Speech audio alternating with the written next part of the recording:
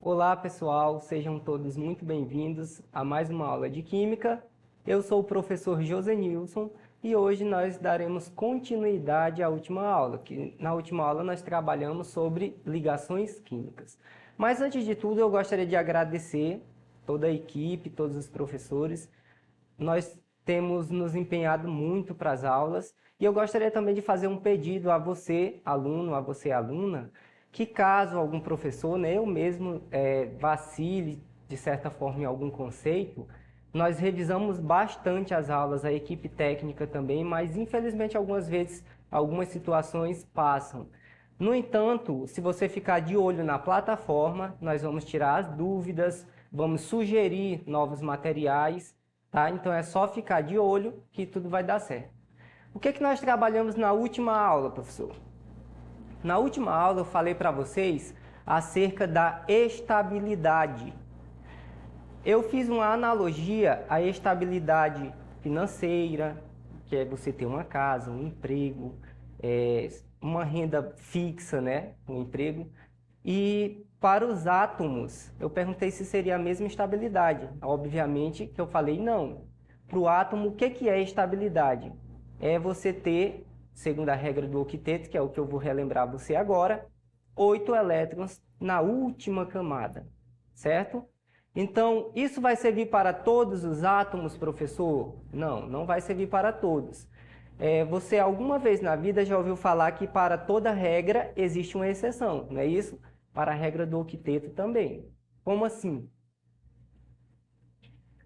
Então, a regra do octeto ela foi proposta lá em 1919 pelo cientista Lewis.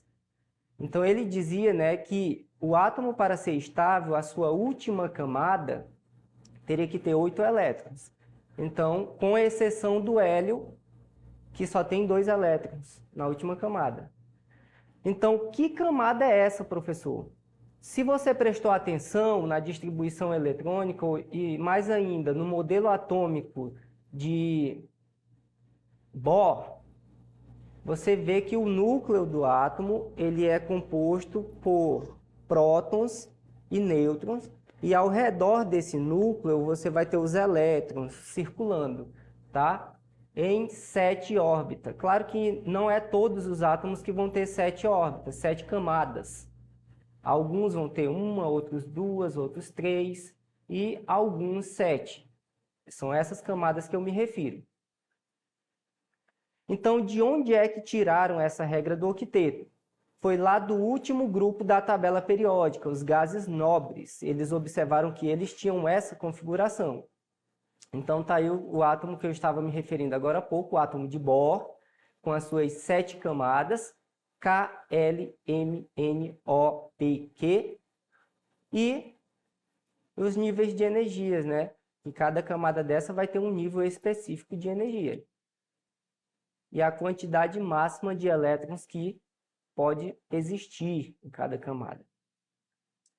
Então vamos lá. Hoje, de fato, eu vou explicar para vocês qual a importância de se entender essas ligações químicas e como é que nós podemos utilizar numa questão ao final da aula, certo?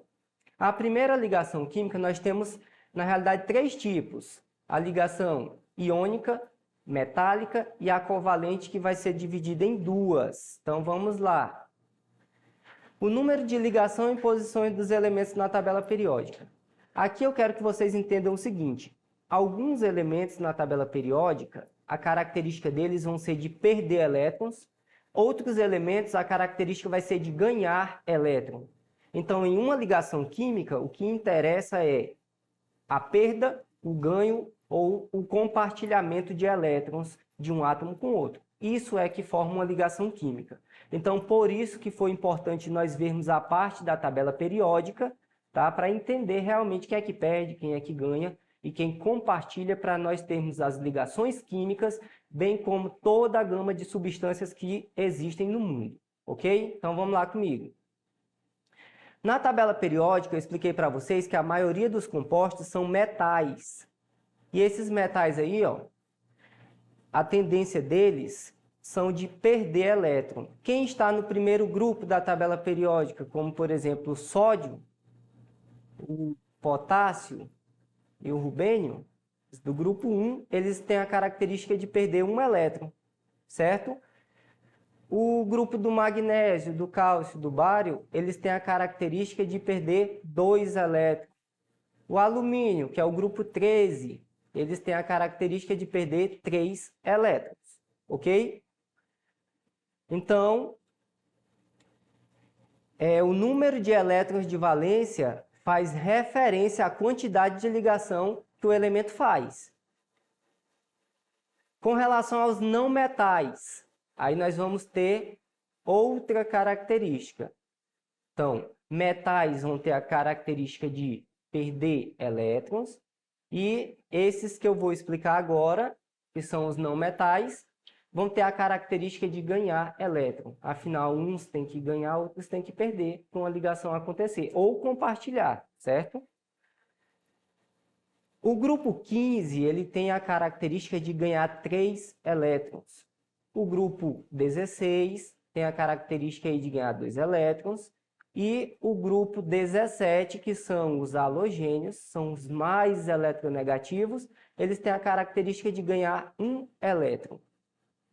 Então, lembrando, o que é um átomo ser eletronegativo ou eletropositivo? Eu expliquei nas últimas aulas que eletronegatividade é a tendência de um átomo pegar o elétron de outro átomo. Tá? Então, quanto mais eletronegativo ele for, mais facilidade ele vai ter de capturar um elétron para si. E quanto mais eletropositivo for, é o oposto, vai ter a característica de doar elétron. Em uma ligação química, ninguém perde prótons, ninguém ganha prótons. É somente elétrons, que fique bem claro isso, ok?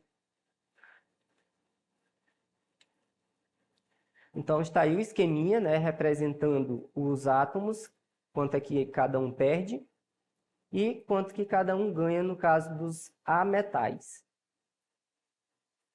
A primeira ligação química, pessoal, é a ligação iônica, que eu vou explicar. Qual é a característica? Átomo com baixa eletronegatividade, formação de íon positivo, mais um átomo com alta eletronegatividade, formando, né, íons negativos, desculpem. Então, nesse tipo de ligação aqui, iônica, tem que formar carga, um negativo e um positivo. Os dois juntos vão neutralizar a molécula. Então, um vai ganhar elétron e outro vai perder. Essa é a característica principal de uma ligação iônica e uma das mais fortes existentes, certo? O exemplo aí eu trouxe para vocês o cloro mais o sódio. O cloro perde elétrons. O sódio perde elétron, que ele é um metal, e o cloro, ele ganha elétron. Então, um perde, outro ganha, vai formar, então, a ligação química, certinho? Forma o sal de cozinha, o NaCl. Então, outro exemplo, magnésio.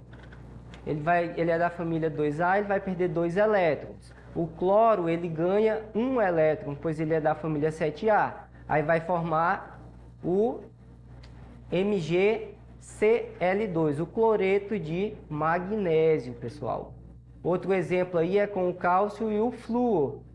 O cálcio perde 2 elétrons, o flúor ganha 1 elétron, certo? E o último exemplo, alumínio com flúor. Alumínio, família 3A, perde 3 elétrons. Flúor, também da 7A, ganha 1 elétron. Então, veja que, em todos os casos, uns perdem elétron, outros ganham. Aí forma a ligação química e, o mais importante, a molécula fica com carga zero, tá? Fica neutra.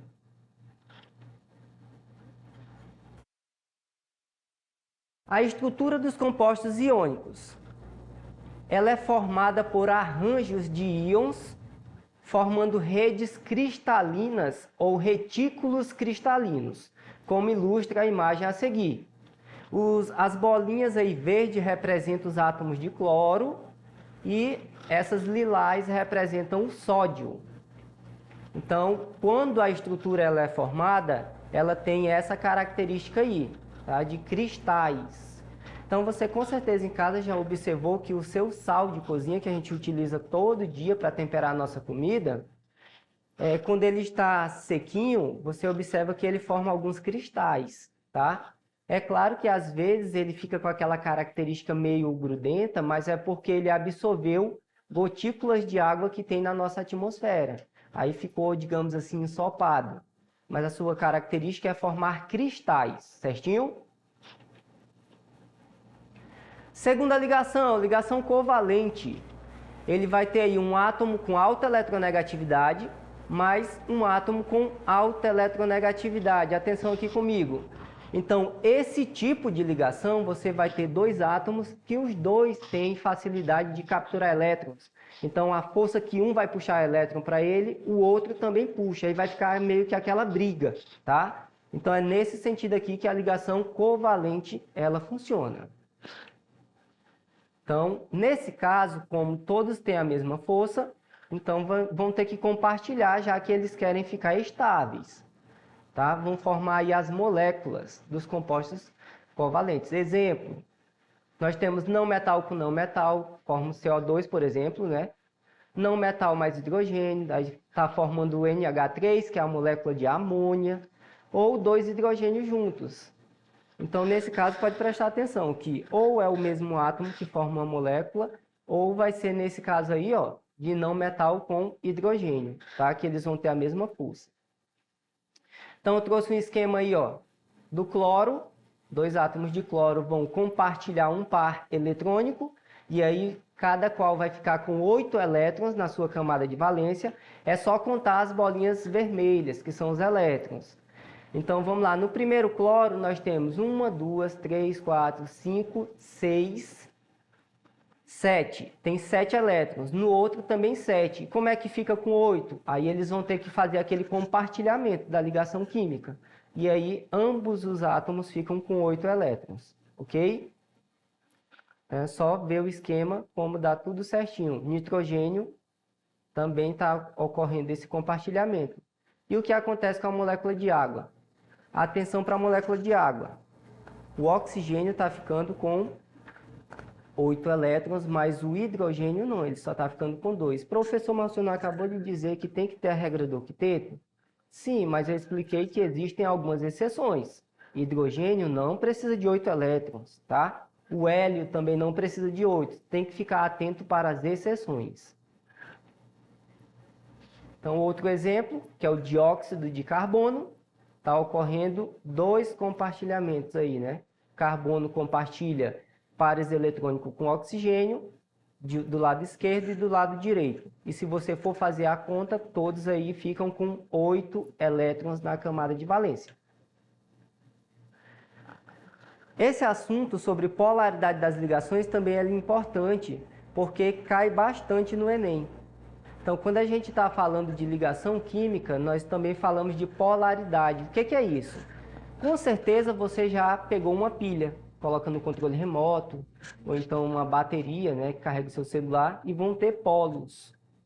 O que seria isso? São momentos que você vai ter um lado positivo e um lado negativo. Então, quando isso acontece, a molécula ela tem essa característica aí polar. Ou ela pode ter os dois lados com tendências negativas, ou os dois lados com características positivas. Nesses casos, nós dizemos que a molécula é apolar, não tem polos. Exemplo de polar: átomos com diferente eletronegatividade. E as apolares, desculpem, átomos com eletronegatividades iguais. Exemplo, né, nós temos aí essa ilustração. Quando eles têm eletronegatividade iguais, então o polo ele vai ser dividido. Um puxa para um lado, outro para o outro.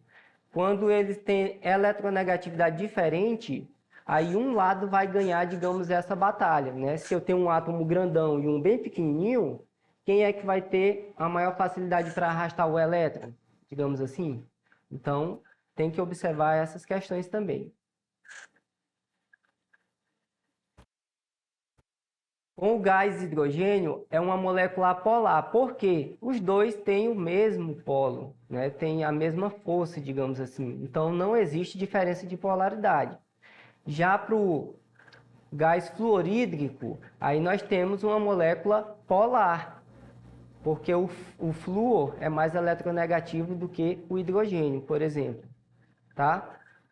Gente, quando eu falo de ligação covalente, eu tenho que falar que ela existe de duas formas. Uma é quando os átomos já estão estáveis e a outra é quando um apenas está estável, mas o outro não.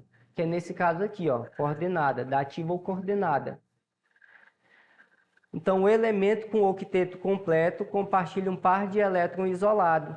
Então, como por exemplo aí a fórmula estrutural do SO2. Para explicar direitinho para vocês, supomos que essa minha mão que eu levantei agora é um átomo e eu já estou estável, eu já atingi o meu octeto, mas essa outra não. Então, esse que já está estável é como se ele fosse só ajudar esse outro átomo a ficar estável também, dar aquela forcinha, tá? Então, quando acontece isso, a gente chama de ligação covalente coordenada. É exatamente isso, ó.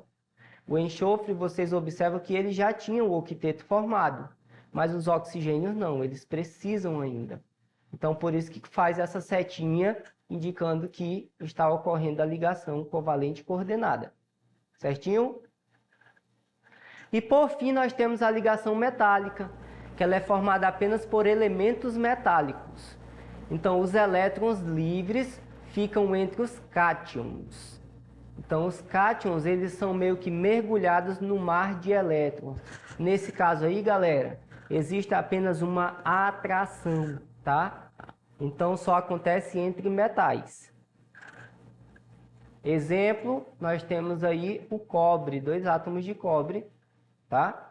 A ligação metálica vai ocorrer também entre átomos diferentes, que aí nesse caso aí nós temos uma liga metálica, como por exemplo o aço, né, o aço inoxidável, e assim vai.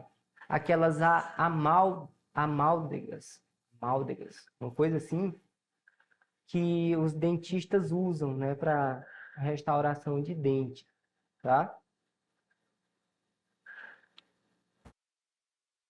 Então, a ligação covalente, outros exemplos aí, ó, acontece aí no cristal, no sal, né?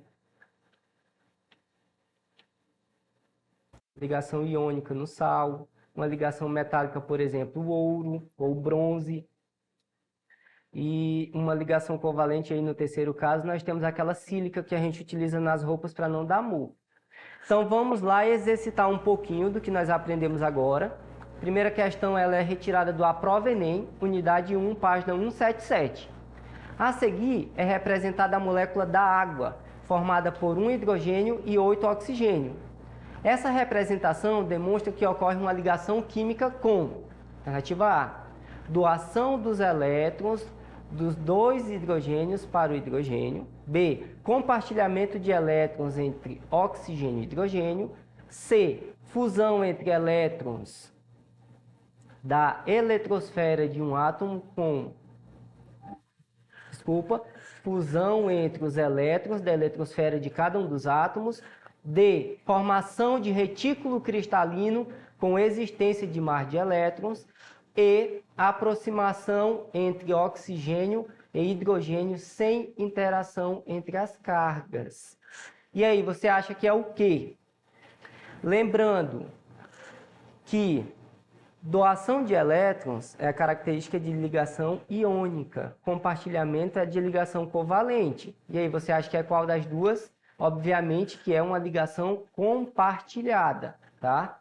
Hidrogênio e oxigênio estão compartilhando pares eletrônicos, certo? Então, vamos lá para a próxima questão. A prova Enem, unidade 1, página 179, questão 5. No passado, os compostos formados por cloro, flúor e carbono foram empregados como agentes de sopro na produção de espumas plásticas rígidas, e as espumas de poliestireno não foram exceção. Quando essas espumas são esmagadas ou sofrem degradação, os CFCs são liberados para a atmosfera, podendo migrar para a estratosfera e atuar na destruição do ozônio. Hidrocarbonetos com pequena massa molar, como o pentano, também vêm sendo utilizados como agentes de sopro, embora esses compostos não reduzam a camada de ozônio, eles contribuem para o smog, que é poluição, galera, quando são emitidos para a atmosfera. Hidrocarbonetos de baixa massa molar também são muito inflamáveis e reduzem a segurança dos trabalhadores. Depreende-se das informações acima que... O que seria depreende-se? É você o que dá de entender acerca dessas informações. Os CFCs apresentam ligações iônicas entre seus átomos. Os CFCs apresentam ligações covalentes polares entre seus átomos. C. Os CFCs são tóxicos apenas nas camadas superiores da atmosfera, não sendo considerados poluentes. Essa daí não, né? Que acabou dizendo que é, então já risca. D. O pentano, composto por hidrogênio e carbono, é formado por ligações iônicas. Não, pessoal, isso daí seria ligações covalentes. E o pentano, formado por hidrogênio e carbono, apresenta ligação covalente e metálica entre seus átomos. Não pode ser também, só pode ter um tipo de ligação. Então, qual seria o nosso gabarito? Alternativa B. Os CFCs apresentam ligações covalentes polares. Porque polares, o flúor é bastante eletronegativo. Tá? Então, a característica dele, o delta, seria negativo e o do outro átomo positivo. Então, galerinha, por hoje é isso. Espero você nas próximas aulas. Caso tenha alguma dúvida, fica de olho na plataforma. Até mais. Fique em paz.